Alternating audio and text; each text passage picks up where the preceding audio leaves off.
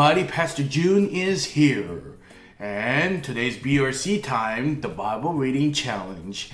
And I know you're looking at my forehead. What is that? Well, Pastor Joon is sweating a lot because it's a very hot day. So I got this so that it would resist the sweat coming out, and blind my eye when I'm reading the Bible, okay? So let's read. Today we are looking at Gospel of Luke chapter 23. So, are you ready? Let's do it together. Luke chapter 23. Then the whole assembly rose and led him off to Pilate. And they began to accuse him, saying, "We have found this man subverting our nation. He opposes payment of taxes to Caesar and claims to be Messiah, a king." So Pilate asked Jesus, "Are you the king of the Jews?" "You have said so," Jesus replied. Then Pilate announced to the chief priests and the crowd, "I find no basis for a charge against this man." For they insisted, "He stirs up the people all over Judea by his teaching. He started in Galilee and has come all the way here."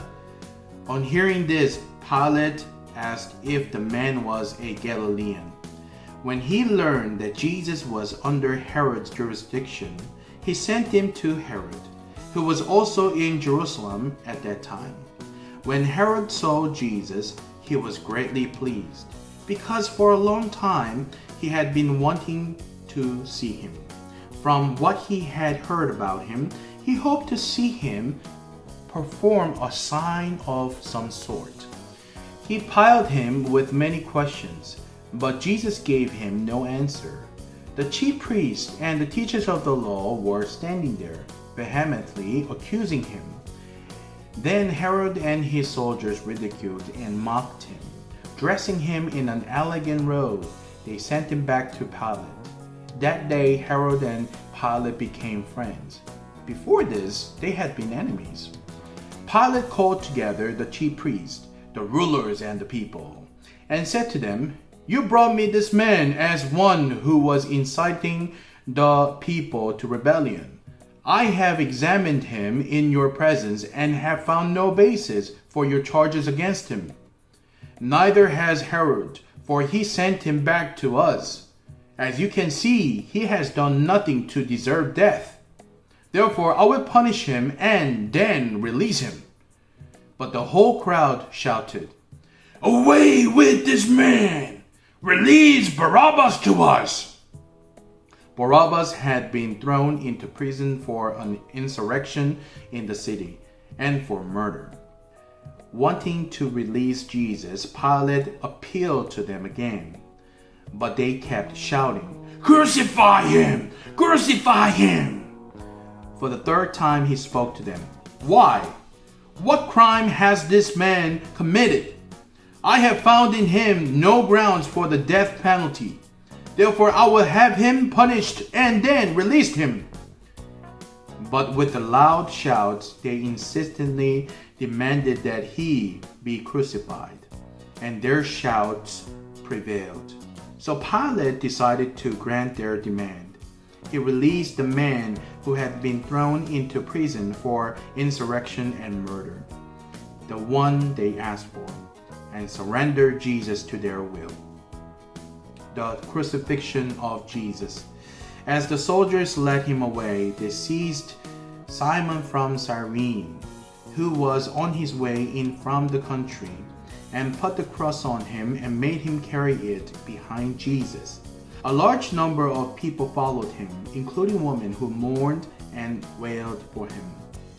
Jesus turned and said to them, "Daughters of Jerusalem, do not weep for me. Weep for yourselves and for your children.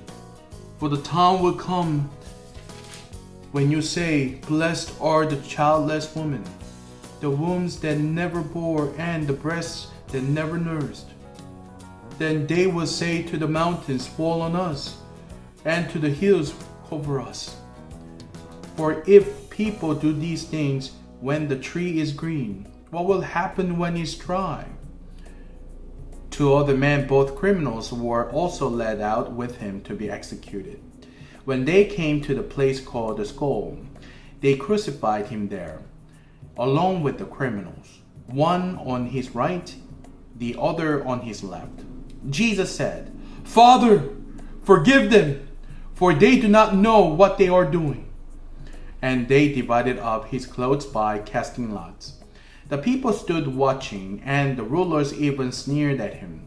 They said, "He saved others. Let him save himself, if he is God's Messiah, the chosen one." The soldiers also came up and mocked him.